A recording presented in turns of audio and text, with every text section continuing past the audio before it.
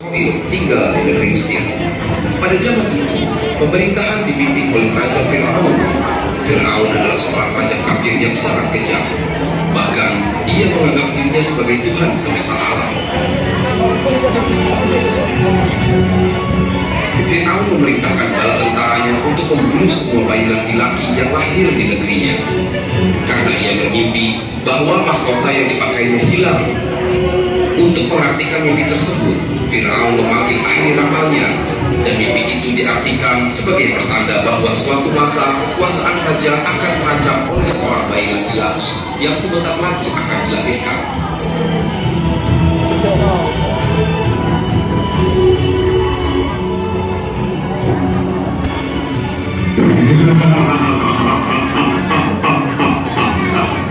Aku adalah Fir'aun, satu-satunya penguasa Mesir.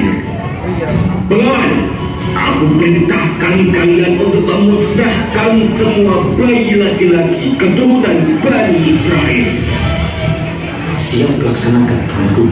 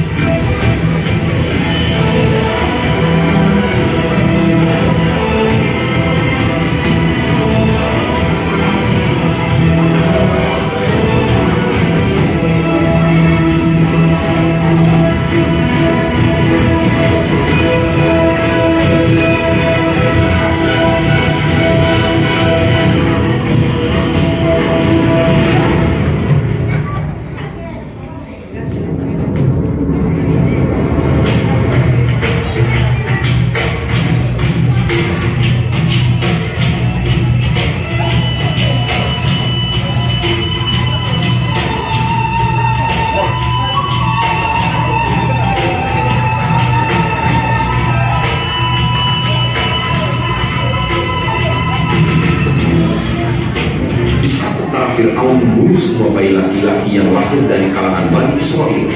Ketika itulah Musa alaihissalam dilahirkan.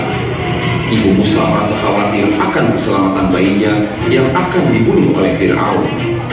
Namun, beliau mendapatkan ilham dari Allah Subhanahu wa Ta'ala agar menghadirkan Nabi Musa supaya dia.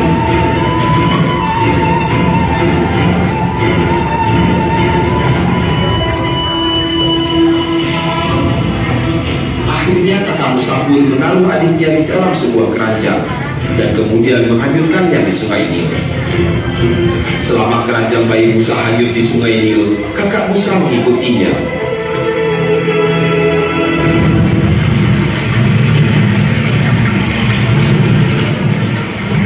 Adikku, semoga kau baik-baik saja. Maafkan kakakmu ini.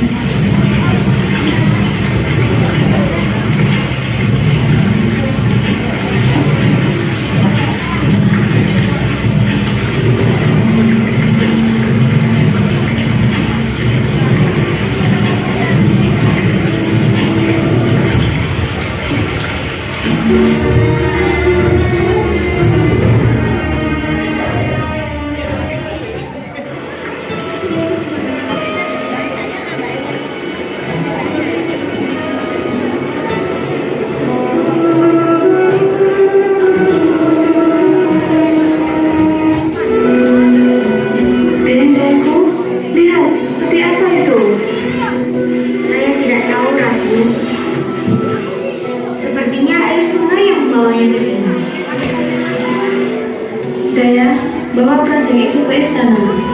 Baik, Ratu.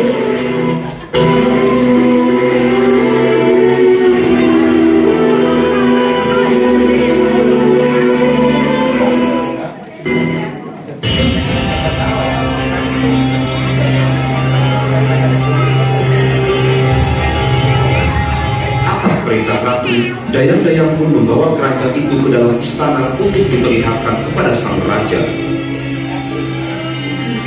Tuanku, hari ini Sungai Nil memberiku hadiah. Hadiah? Apa maksudmu? Ada sebuah keranjang di Sungai Nil. Ternyata di dalamnya ada seorang bayi laki-laki. Apa? Bayi laki-laki? Benar, tuanku. Izinkan aku merawatnya menjadi anakku. Tidak. Bunuh semua bayi laki-laki dari Bani Israel. Kok jangan tuanku. Siapa tahu anak ini bisa memberikan kebahagiaan untuk kita. Selama ini aku sangat kesepian.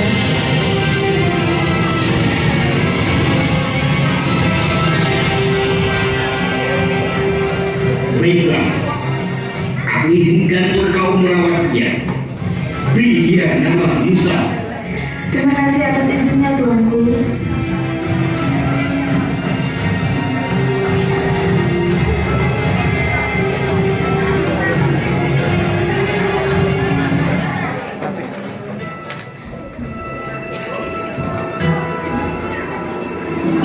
Ratu sangat senang karena Fir'aun mengizinkannya untuk merawat bayi laki-laki tersebut yang kemudian diberi nama Musa. Namun ada hal lain yang membuat Ratu tampak sedih. Bayi Musa terus saja menangis karena tidak mau minum susu dari beberapa wanita di kerajaan. Dan akhirnya Ratu memerintahkan para dayak untuk mencari seorang ibu yang mau menyusui Musa.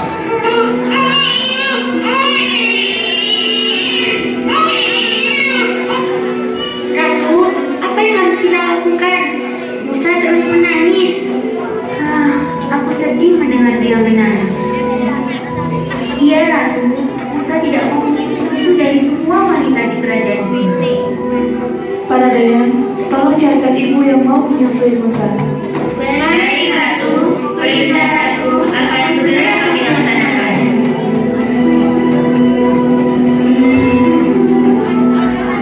Rungkut kerajaan terus kebingungan mencari siapa yang akan dijadikan ibu susu untuk bayi Musa.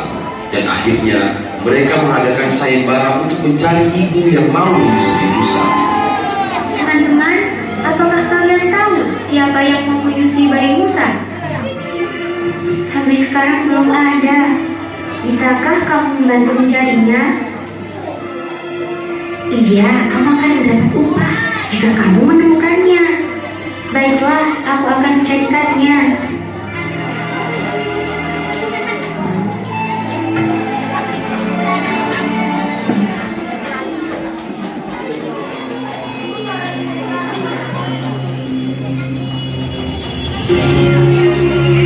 Akhirnya, seorang daya memberikan kabar gembira kepada Ratu bahwa ia telah menemukan seorang ibu yang mau menyusui Musa.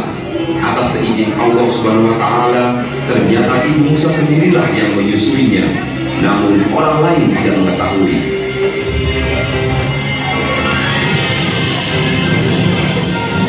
Ratu, ada kabar gembira. Ada kabar apa, Dayak? Bayi Musa sudah mau minum susu dari seorang ibu. Wah, aku senang mendengarnya.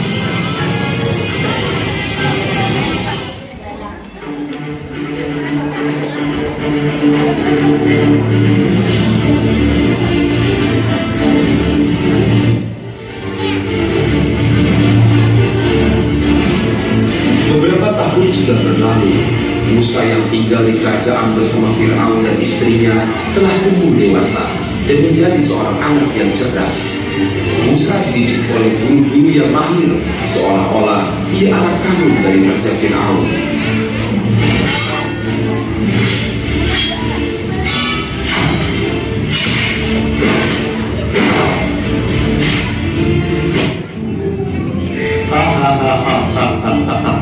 Musa pasti kalah oleh kita. Iya, sekarang sudah Sudah, tidak usah diributkan. Bukan kalian yang paling kuat, tapi Musa yang paling kuat. Yang mungkin benarkah ibu guru? Benar, Musa memang hebat. Tapi karena kesalahan Musa, sekarang Raja Fir'aun sedang murka kepadamu. Ayo kita teruskan latihannya.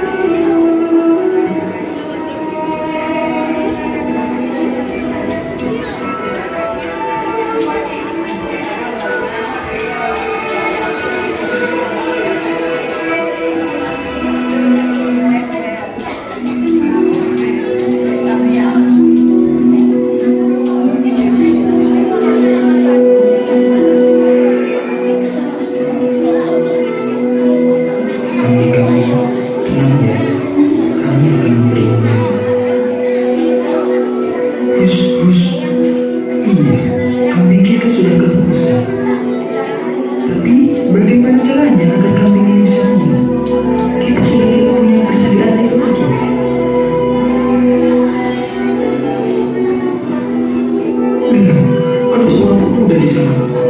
Bagaimana kalau kita minta doa? Ayo. Akhirnya, pemuda itu mau membantu para pengembala untuk mendapatkan air ke sungai. Hewan ternak mereka sudah tidak ada lagi yang kehausan. Mereka sangat senang karena pemuda itu mau membantu mereka. Dan pemuda itu ternyata adalah Musa.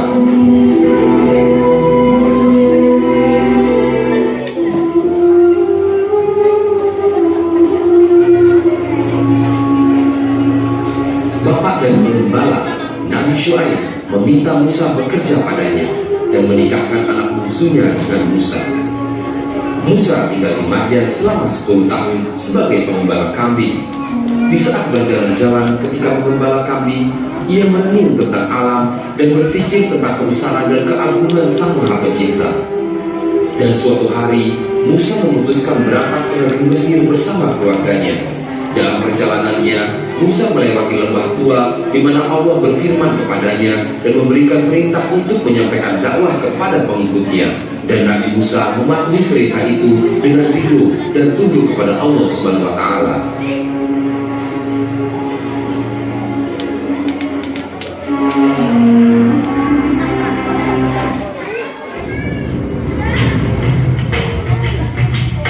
Kamu tahu tidak, Musa telah kembali ke Mesir. Aku tidak tahu mau apa dia kembali ke Mesir. Musa mau berdakwah untuk mengajak penduduk Bani Israel menyembah Tuhan. Wah, Fir'aun pasti tidak suka dengan kedatangannya. Betul sekali, Fir'aun pasti sangat marah. Iya.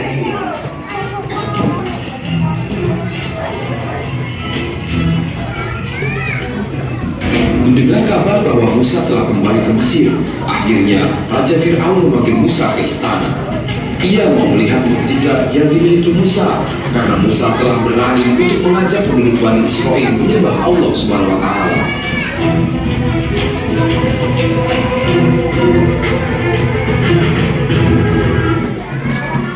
Lancang sekali kau mengajak orang-orang menyembah Tuhanmu. Pergi, cepat tunjukkan kehebatanmu. Lihat, ini simsalabim.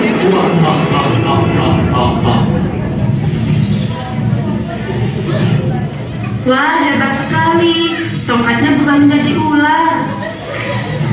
Lihat, ini juga abrakadabra.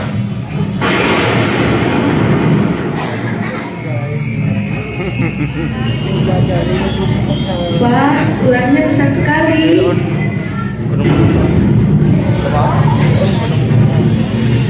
Setelah para tukang sihir menunjukkan kehebatannya, dengan seizin Allah Subhanahu wa Ta'ala, Musa akhirnya melemparkan tongkatnya dan seketika berubah menjadi ular yang sangat besar dan memakan semua ular-ular kecil para penyihir.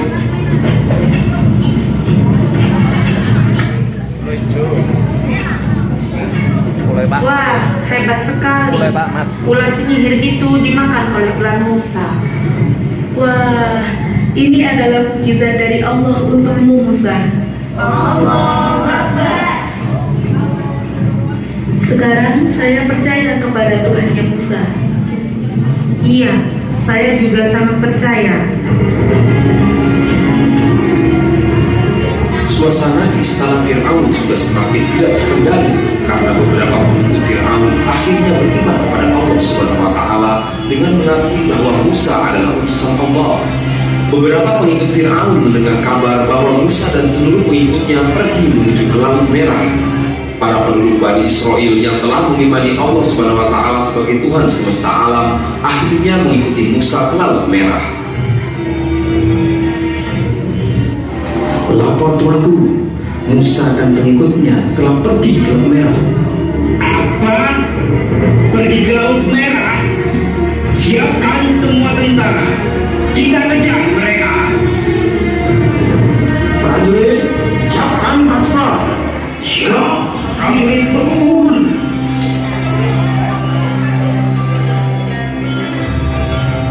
Pasukan, maju.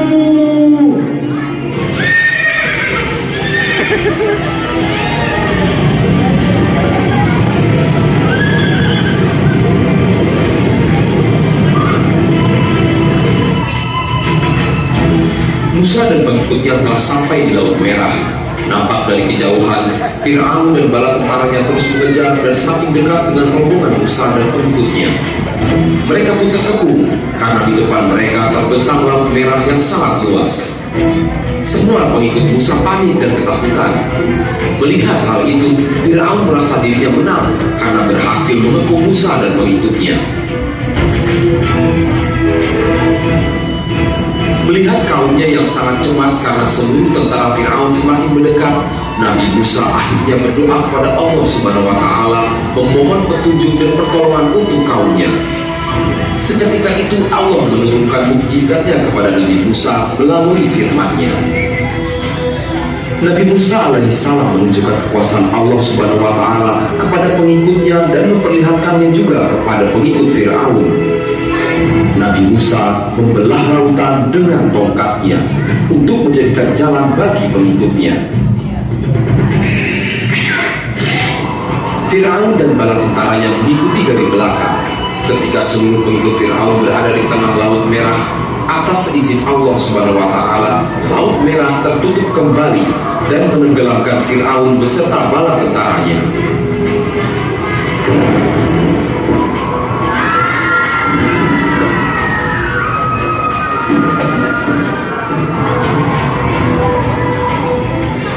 Nabi Musa dan pengikutnya berhasil menyeberangi Laut Merah dan terbebas dari kejaran Raja Fir'aun dan bala tentaranya. Semua itu berkat pertolongan Allah Subhanahu wa Ta'ala.